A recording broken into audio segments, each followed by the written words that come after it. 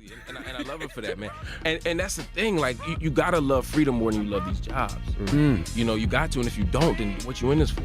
Man, I saw a quote yesterday from James Altucher. I want to read it to you real quick. It was so real. Hold me to it. I can pull it up real quick.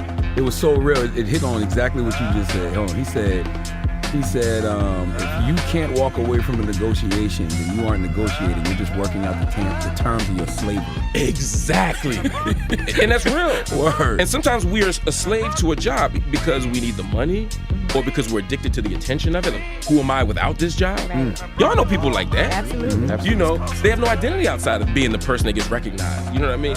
And if that's your whole goal, that's the end. Then you're a slave. You're a slave to this thing. You know what I mean? I like it. I like a good job. I like paying bills. I like having extra, all that stuff. That's great, but it's not why I got into this. I sincerely have always believed that I can leave this world better than I found it through my mind and through the words that I offer. It's the mentality, though, that we've been raised upon. You know what I mean? And that's part of the problem. That's part of capitalism, too. That your sense of self is measured by how much stuff you have. You're a true educator, though. Why should a lot of people say this, why should a black man in America care about what's going on in these other places when we're still fighting for a lot of civil liberties here?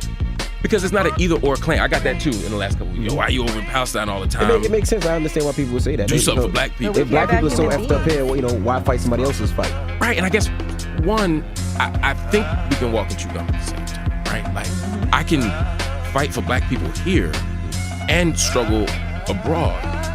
But again, there's a relationship between the two. The New York City police, they're killing us. But they're being trained by Israeli security forces. So Israeli police, really? Yes! They're being trained, or New York City police and in other cities as well. So there's a connection between the two. So I can't stop one without the other. There's a relationship. Definitely about to make that a headline. Mark Lamont Hill says that NYPD police officers are killing people and they're trained by Israeli Jewish security forces. Right. And again, and that's what they'll say. And I remember, I ain't talking about Jewish people. I'm talking about the Israeli state. Gotcha. This has nothing to do with Jewish people. This has to do with an Israeli government. Just like when I talk about the Saudi Arabian government, which I do every week, every month, I'm not talking about Muslims. I'm talking about the Saudi